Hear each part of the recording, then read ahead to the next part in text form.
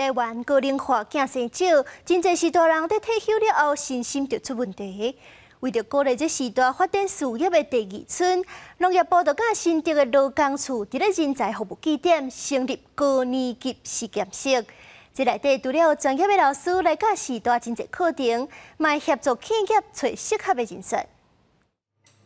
今年65岁白女士过去在百货公司上班，离开公司了，有一段时间拢闲闲伫厝内。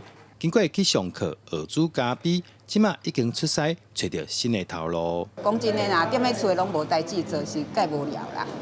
啊，无聊，日子嘛毋知要安怎过，对无？是毋是？对无？吼，大家嘛知影无聊的时阵是足恐怖的代志。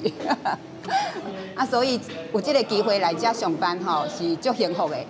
另外一个老女士目讲，会当上班足幸福的，当去工课场有代志做，感觉真好。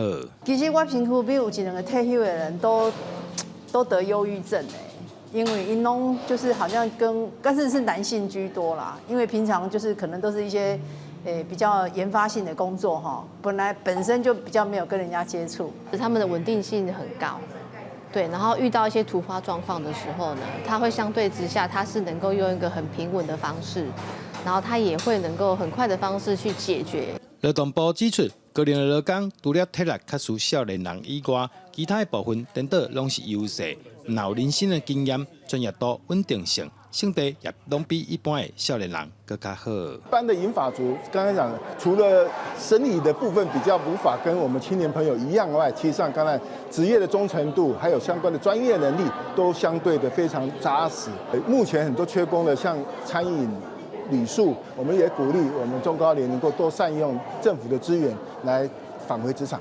根据统计，目前新竹市65岁以上的时代有69000多人，占整体人口约25%。透过雷泡的高年级实验室，未来除了会举办各种的讲座课程以外，上重要的是会当协助时代创造出属于家己的价值。记者杜君和新竹报道。